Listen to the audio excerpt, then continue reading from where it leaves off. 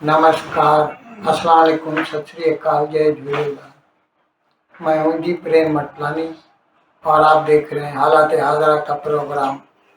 हकीकत ये है, इब्तदा में आपसे दरख्वास्त है, चैनल ज़रूर सब्सक्राइब करें। दोस्तों, मैं ऐसे कई प्रोग्राम कर चुका हूँ जिसमें मैंने बताया है कि भारत की इकोनॉमी अच्छी खासी रफ्तार से आगे बढ़ रही है और इसकी तस्दीक आए दिन मुख्तलिफ डिपार्टमेंट्स, मुख्तलिफ सर्वे, मुख्तलिफ रिपोर्ट्स करती रहती हैं। अभी कल ही भारत का जो स्टेटिस्टिकल डिपार्टमेंट है उसने एक रिपोर्ट जारी की है। उसमें उसने बताया है कि हमारे अंदाजे के मुताबिक ये माली साल वैसे ये भी मैं आपको बता चुका हूँ, भारत का माली साल 1 अप्रैल से शुरू होता है, 31 मार्च को ख़त्म होता है। तो ये साल जो है 25-26 इट विल एंड ऑन 31 मार्च। इसकी जो है ग्रोथ है, जीडीपी ग्रोथ 7.6% होने जा रही है। और ये भी मैं कई मरतबा बता चुका हूँ कि दुनिया की जो बड़ी बड़ी इकोनॉमीज हैं उनमें भारत सबसे आगे है। छोटी इकोनॉमी की बात नहीं कर रहा मैं। ये भी बता चुका हूँ कि चीन तो कुछ 4-4.5% के हिसाब से बढ़ रहा है, अमेरिका 1.5-2%, बरतानिया जर्मनी नेगेटिव ग्रोथ है, रूस की तो आपको इल्म है जंग की वजह से उसकी हालत खस्ता है, जापान पीछे जा रहा है। ऐसे में पूरी दुनिया के लिए भारत की जीडीपी का आगे बढ़ना एक खुश आइंद निशानी है। और ये सब कुछ अच्छा, इसके अलावा ये भी मैं बताना ज़रूरी समझता हूँ, भारत का जो जीडीपी है अब तक, अभी मतलब पिछले 10-12 साल से हमारा जो बेस ईयर था वो 11-12 था, उसके हिसाब से हम उसके ऊपर चढ़ाते थे कि कितनी ग्रोथ हुई है इस साल में। अब के साल हमने ग्रोथ ईयर जो बेस ईयर जो है ना वो चेंज कर दिया है।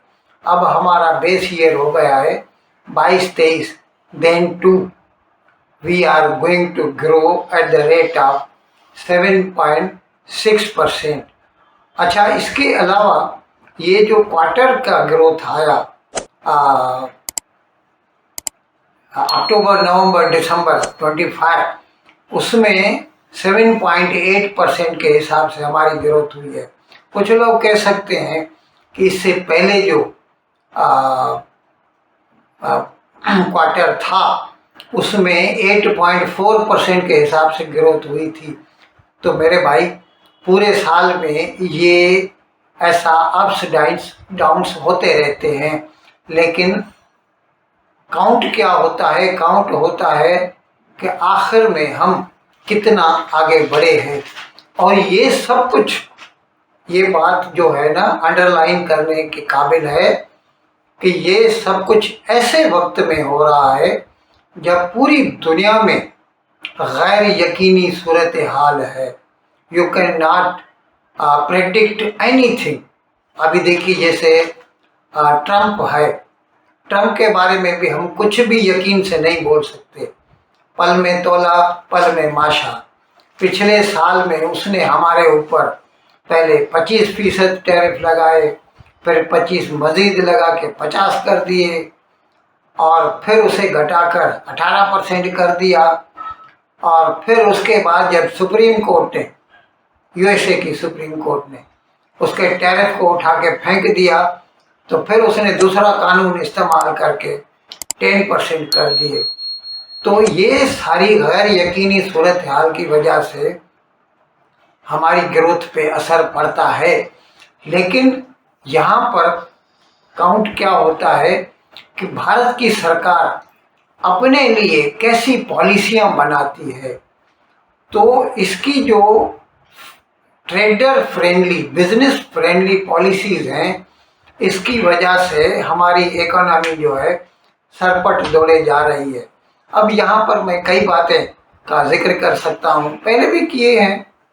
अभी जैसे पिछले साल सितंबर में, मेरे ख्याल 22 सितंबर को भारत की फाइनेंस मिनिस्ट्री ने जीएसटी रेट जो थे ना कम कर दिए और 5 स्लैब से घटा के 3 स्लैब कर दी, जिसकी वजह से हमारी जो है कारों की सेल और स्मार्टफोन की सेल में ज़बरदस्त इजाफा हो गया। लोगों को लगा यार ये तो बहुत सस्ती हो गई है कारें, और लोगों ने अभी क्या है, भारत पहले पहचाना जाता था मारुति 800 की वजह से। ये छोटी छोटी गाड़ियां खरीदते हैं भारत वाले, लेकिन अभी उनका जो है नुक्ते नज़र, पॉइंट ऑफ व्यू बदल चुका है। अब भारतीय बड़ी बड़ी गाड़ियां एसयूवीज खरीद रहे हैं, और इसीलिए हम देख रहे हैं कि पिछले साल हमारी ऑटो की जो प्रोडक्शन है और सेल, उसमें भी ज़बरदस्त इजाफा हुआ है।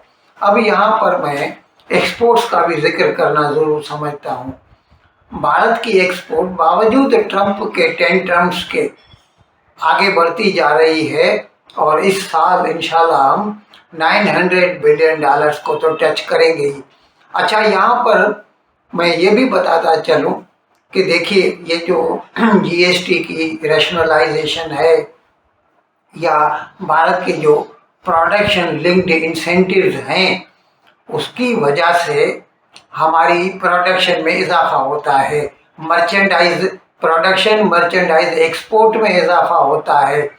लेकिन उसके अलावा भी जो है हमारी पॉलिसियां जो है ना, उसकी वजह से अभी देखिए आईफोन, स्मार्टफोन हमने इस साल ये जो 25 का पूरा कैलेंडर ईयर है, उसके जो रिपोर्ट आई है, we have exported 30 billion dollars, 30.1 exactly जो है, और उसमें आईफोन का बहुत बड़ा कंट्रीब्यूशन है।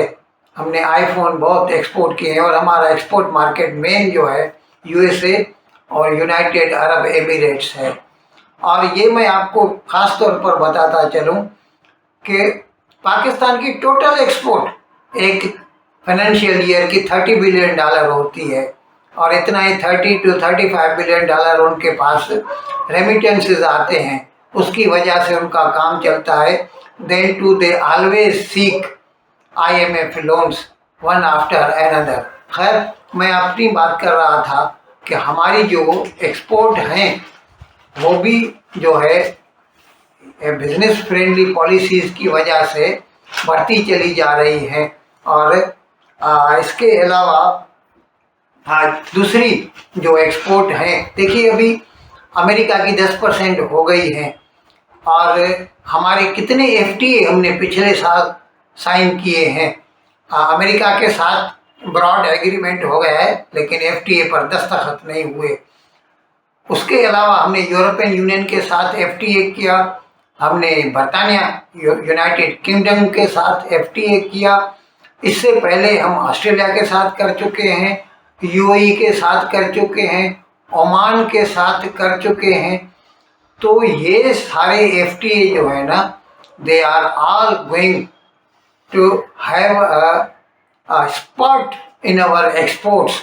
अभी किस किस में, जैसे आईफोन का तो मैंने आपको बताया, इसके अलावा ऑटोमोबाइल के पार्ट्स जो हैं वो भी हम बहुत ज़बरदस्त एक्सपोर्ट कर रहे हैं।